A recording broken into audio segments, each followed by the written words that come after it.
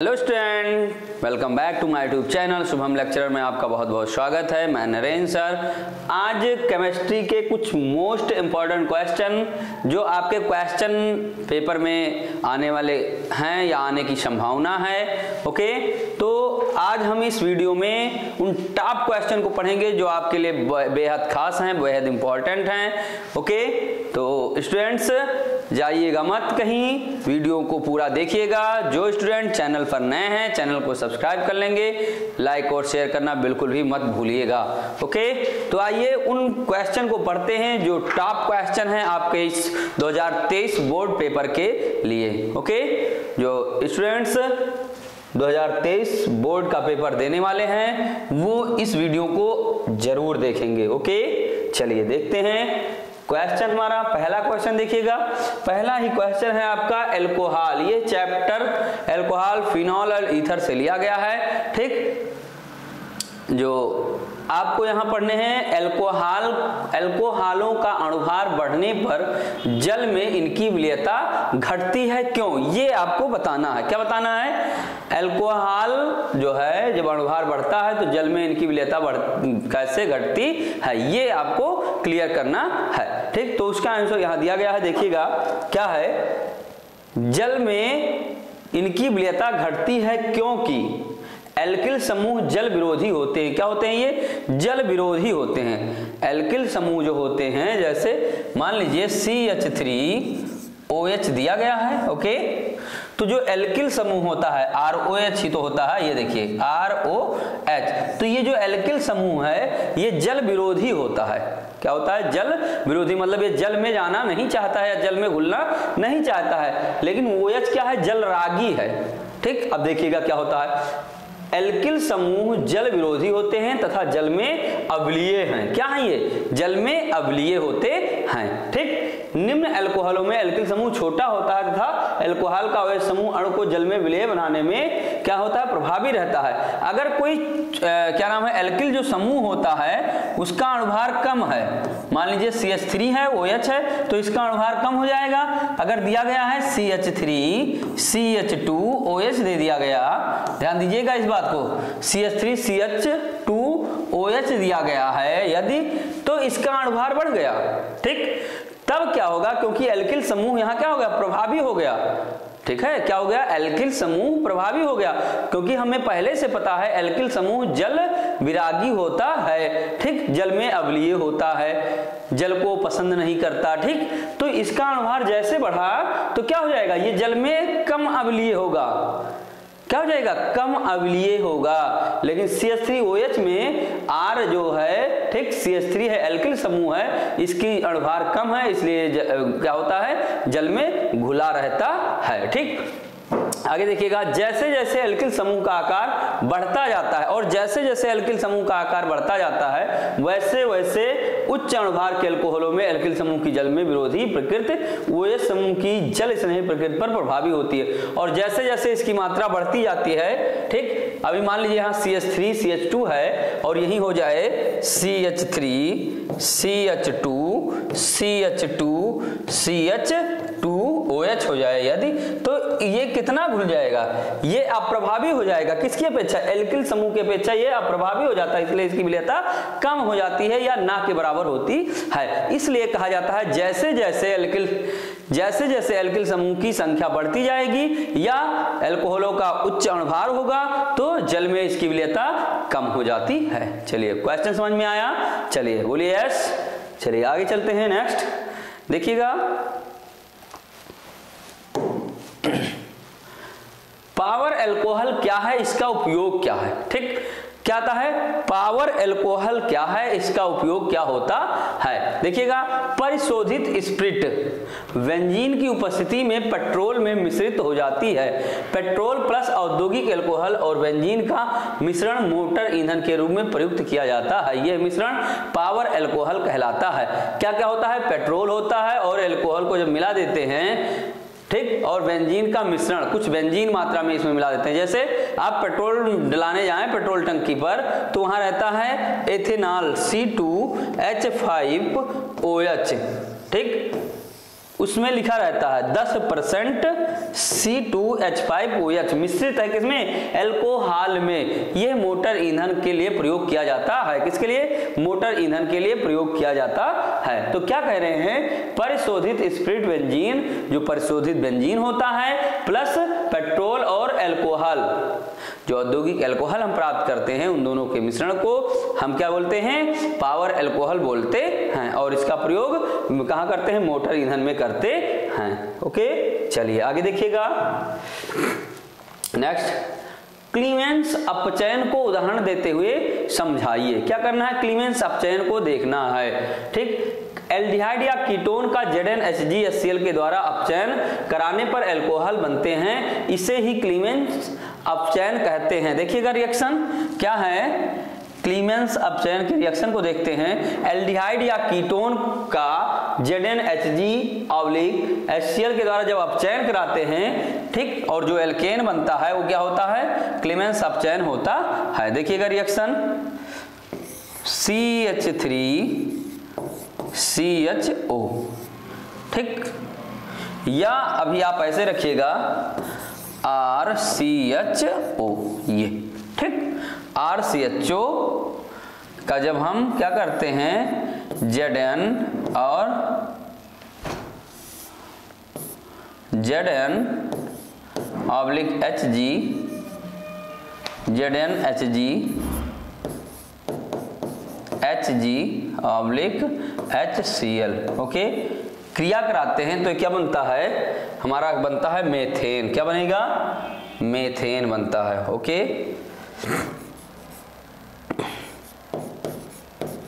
ये तो R plus H2 वो ये बनता है। ये क्या हो गया हमारा, एथेन या एल्केन बोलते हैं। क्या बोलेंगे इसे, एथेन या एल्केन। ओके, अब इस R के स्थान पर हम कोई भी क्या रख सकते हैं, एल्किल ग्रुप रख सकते हैं। ओके, चलिए R के स्थान पर रखते हैं हम CH3। देखिएगा CH3CHO, ओके, गिव्स यही रहेगा। फिर हो जाएगा ये CH3CH3 प्लस H2, ये हो जाएगा आपका रिएक्शन में। ठीक, ये वाला यही रख दीजिएगा, कोई दिक्कत नहीं होगी। ओके, चलिए आगे देखिएगा। नेक्स्ट, हुंसडीकर अभिक्रिया को रासायनिक समीकरण द्वारा समझाइए। देखिएगा, इस अभिक्रिया में कार्बोक्सिलिक अम्ल के सिल्वर लवण की ब्रोमीन से अभिक्रिया कराकर एल्किल ब्रोमाइड बनाया जाता है। इस अभिक्रिया में सिल्वर का कार्बोक्सिलेट का विकार्बोक्सिलीकरण होता है। देखिएगा क्या होता है, क्या दिया गया, सिल्वर लवण, ठीक, तो हो जाएगा RCOOAg। ओके, ये हो गया कार्बोक्सिलिक लवण हो गया ये, ठीक, प्लस क्या है, ब्रोमीन के साथ अभिक्रिया कराया जाता है Br2, तो बनता क्या है, ध्यान दीजिएगा, यहाँ उत्प्रेरक रहेगा CCl4 और गर्म करने पर, ठीक, तो क्या बनेगा, ये बन जाएगा RBr, okay, plus CO2 plus AgBr, okay, ये हो जाता है। तो ये क्या हो जाएगा, एल्किल हैलाइड बनता है। ठीक, अब R के स्थान पर कोई भी एल्किल ग्रुप हम रख सकते हैं। क्या रख सकते हैं, कोई भी एल्किल ग्रुप रख सकते हैं, उससे दिक्कत नहीं है। देखिए क्वेश्चन क्या कह रहा है, कैसे रिएक्शन लिखना, ये आपको बहुत ज्यादा जानना जरूरी होता है। ठीक, ये कह रहा है कार्बोक्सिलिक अम्ल के सिल्वर लवण, तो ये कार्बोक्सिलिक अम्ल के सिल्वर लवण होते हैं। ठीक, क्या होते हैं, कार्बोक्सिलिक अम्ल के सिल्वर लवण, सिल्वर कार्बोक्सिलेट बोलते हैं इसे। क्या बोलेंगे, ये देखिएगा, सिल्वर कार्बोक्सिलेट को जब हम ब्रोमीन के साथ CCl4 की उपस्थिति में गर्म करते हैं तो RBr हमारा बनता है और CO2 बाहर निकल जाता है गैस के रूप में, AgBr अवक्षेपित हो जाता है। ठीक, क्लियर है, आगे बढ़ें, नोट करिएगा। चलिए आगे,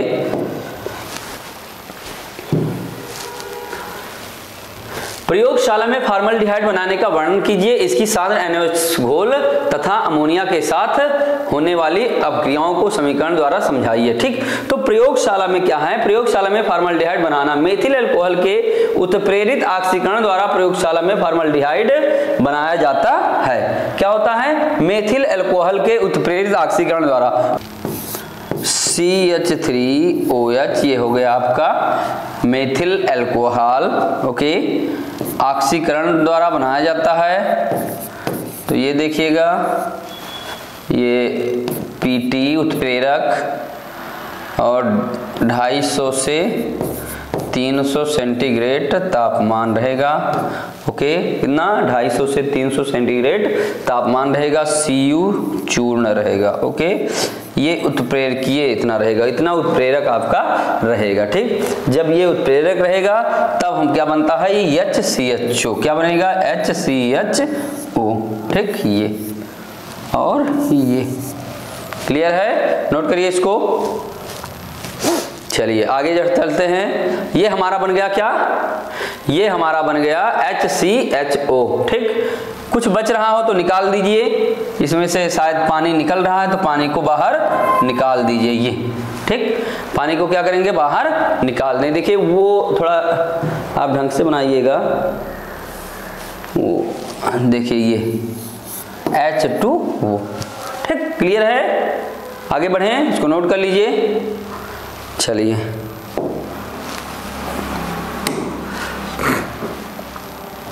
आता है NaOH घोल से अपक्रिया।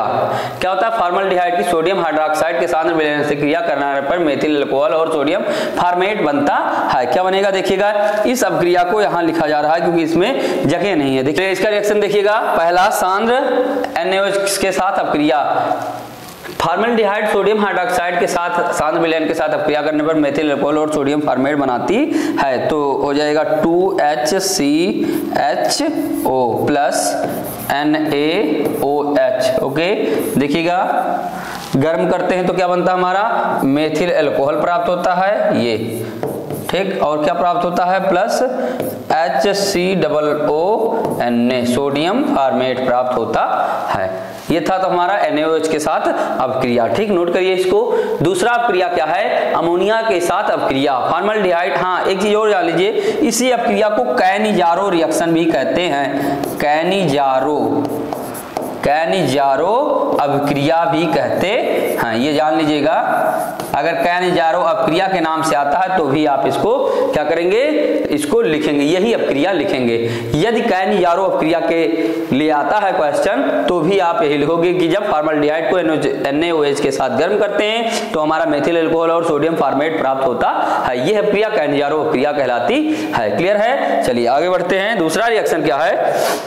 अमोनिया से अपक्रिया, फॉर्मल्डिहाइड सांद्र अमोनिया के साथ अपक्रिया करके हेक्सामेथिलीन टेट्रामीन बनाती है, जिसे यूरोट्रोपिन कहते हैं या हेक्सामीन कहते हैं। देखिएगा क्या है दूसरा रिएक्शन, देखिएगा क्या होता है? Formaldehyde HCHO। ठीक, HCHO प्लस NH3 के साथ अपक्रिया करता है, ये NH3 हो गया। ठीक, क्या हो गया? NH3। HCHO और NH3 का जब हम रिएक्शन कराते हैं तो क्या प्राप्त होता है?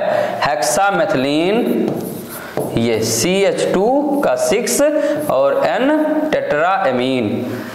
ठीक, ये N4। ठीक, ये प्राप्त होता है, जिसे हम यूरोट्रोपिन कहते हैं। अब जो निकलता हो निकाल दीजिए इसमें से, जो निकलता हो निकाल लीजिए, देख लीजिए संतुलित है या नहीं सबसे पहले। ठीक, 6HCHO, तो यहाँ 6 है, C ही 6 है तो यहाँ 6 कर लीजिए। अब 6C हो गए। ठीक, और N4 है तो यहाँ भी 4 कर लीजिए, बस क्लियर है, कुछ और इसमें करना नहीं है। ठीक, चलिए आगे चलते हैं। हाँ, इसमें एक चीज और है, पानी निकल रहा है, इसमें भी बाहर, पानी को निकाल दीजिए। ठीक, क्या करिए? पानी को निकाल दीजिए। पानी कितनी मात्रा में निकलता है देखिएगा, ये भी रहेगा 6 वो वहां है और यहाँ वो है, तो ये भी 6 वो होगा। क्या होगा? 6H2O निकलेगा, क्योंकि यहाँ 6O है तो ये भी 6O हो जाएगा। ठीक, क्लियर है, नोट कर लीजिए। इसे बोलते हैं यूरोट्रोपिन। क्या बोलेंगे? यूरोट्रोपिन। ओके, इस अपक्रिया को यूरोट्रोपिन कहते हैं। हेक्सामेथिलीन टेट्राएमीन बोलते हैं। क्या बोलेंगे? हेक्सामेथिलीन टेट्राएमीन बोलते हैं। ठीक, ये रिएक्शन आपका कंप्लीट हुआ। नेक्स्ट HCN के साथ अपक्रिया, फॉर्मल्डिहाइड HCN के साथ अपक्रिया करके फॉर्मल्डिहाइड साइनोहाइड्रिन बनाता है। क्या बनाता है? ये अपक्रिया फॉर्मल्डिहाइड के साथ करके क्या बनाता है? फॉर्मल्डिहाइड साइनोहाइड्रिन बनाता है। चलिए अपक्रिया देखते हैं, इसको नोट करिए। चलिए रिएक्शन देखते हैं। नेक्स्ट तीसरा देखिएगा रिएक्शन क्या था? HCN के साथ अपक्रिया, तो HCHO प्लस HCN के साथ अपक्रिया क्या प्राप्त होता है? Formaldehyde cyanohydrin.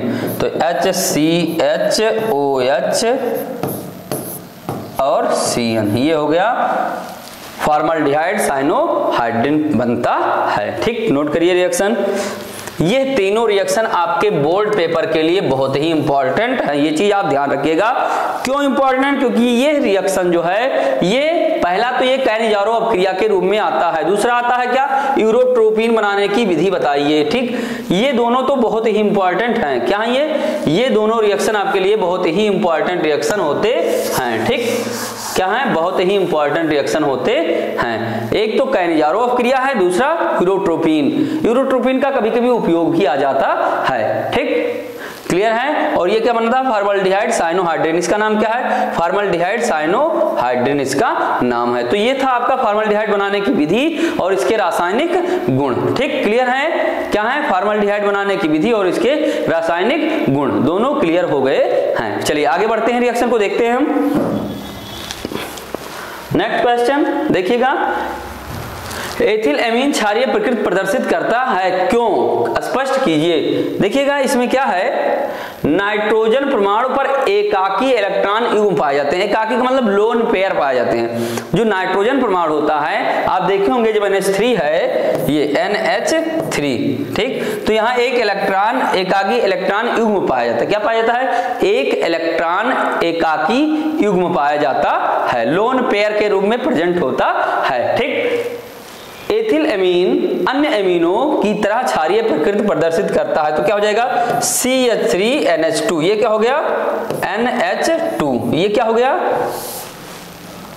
CH3NH2। देखिएगा ये क्या हो गया? एथिल एमीन है, सॉरी ये मेथिल एमीन है। हम यहां अगर कर देंगे C2H5NH2, ये क्या हो जाएगा?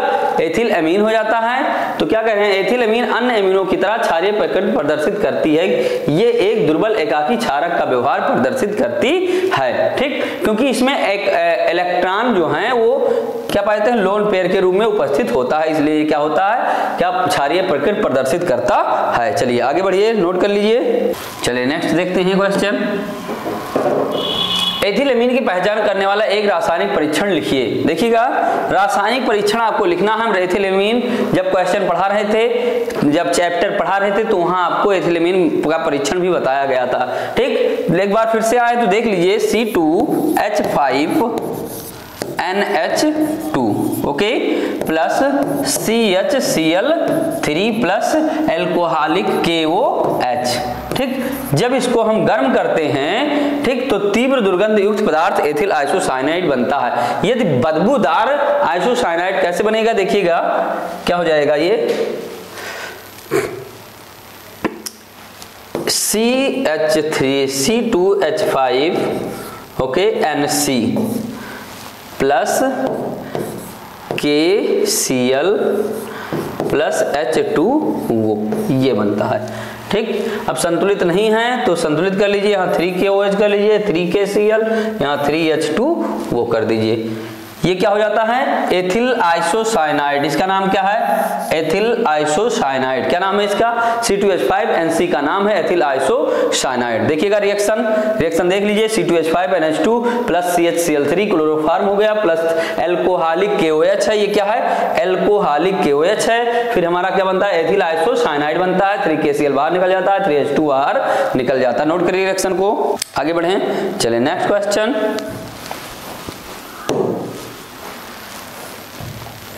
सिम्ड अपक्रिया द्वारा एथिल एमीन बनाने का रासायनिक समीकरण लिखिए तथा एथिल एमीन की एसिटाल्डिहाइड तथा नाइट्रस अम्ल के साथ होने वाली अपक्रियाओं के रासायनिक समीकरण लिखिए। सिमट अभिक्रिया, क्या है ये? सिमट अभिक्रिया। सांद्र सल्फ्यूरिक अम्ल की उपस्थिति में प्रोपोनिक अम्ल की हाइड्रोजोइक अम्ल के साथ अभिक्रिया कराने पर एथिलएमीन बनती है। आइए रिएक्शन को देखते हैं। रिएक्शन देखिएगा। सांद्र सल्फ्यूरिक अम्ल की उपस्थिति में प्रोपियोनिक अम्ल, तो CH3 CH2 C double O H, क्या है? प्रोपियोनिक अम्ल की HN3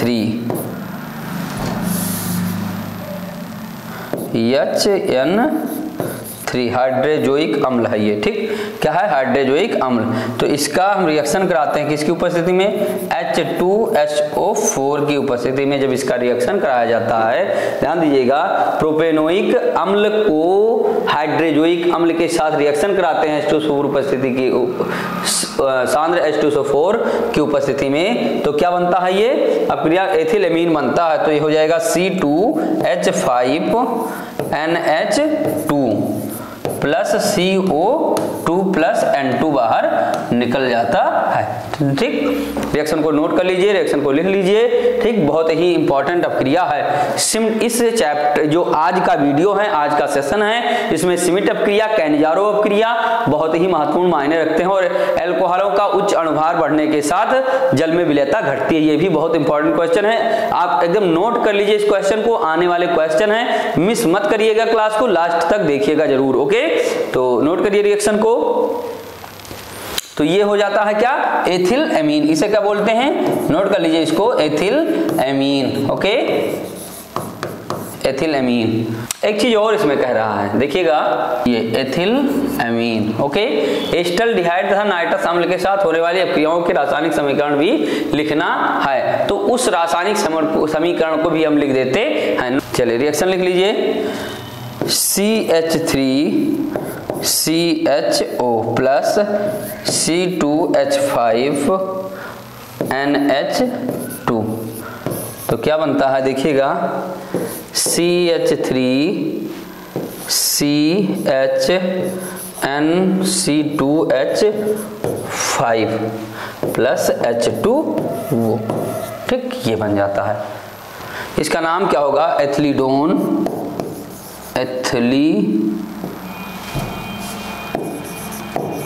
एथिलीडोन एथिलएमीन, एथिलएमीन, ओके। और इसे सिर्फ क्षारक बोलते हैं। क्या बोलेंगे? सिर्फ क्षारक। इसका नाम होगा क्या? सिर्फ क्षारक। देख लीजिए, ठीक। एथिलीडोन एथिलएमीन, इसका नाम होगा सिर्फ क्षारक, ठीक। H2O एस्टल्डिहाइड से अभिक्रिया। ये जो एथिलएमीन होता है, यहाँ एक हेडिंग डाल दीजिएगा, एक हेडिंग डाल दीजिएगा यहाँ, क्या? एस्टल्डिहाइड से अभिक्रिया।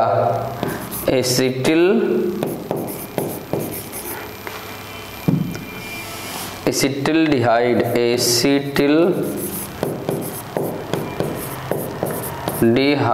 के साथ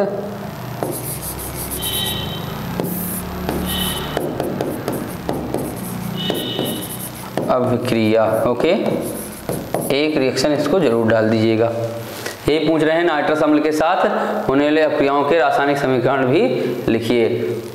एस्टल्डिहाइड के साथ अभिक्रिया ये हो गया, नाइट्रस अम्ल के साथ होने वाली अभिक्रियाओं के रासायनिक समीकरण भी लिखना है, ओके। क्लियर है? चलिए नोट कर लीजिए इसको। चलिए दूसरा रिएक्शन देखते हैं, नाइट्रस अम्ल के साथ अभिक्रिया। क्या देखते हैं? नाइट्रस अम्ल के साथ अभिक्रिया। हमारा क्या हो गया था? एस्टल्डिहाइड के साथ अभिक्रिया हो गया था, नाइट्रस अम्ल के साथ अभिक्रिया देखते हैं। तो C2H5NH2, ओके, प्लस किसके साथ? नाइट्रस अम्ल HNO2, ठीक। ये गिब्स हमारा क्या होगा?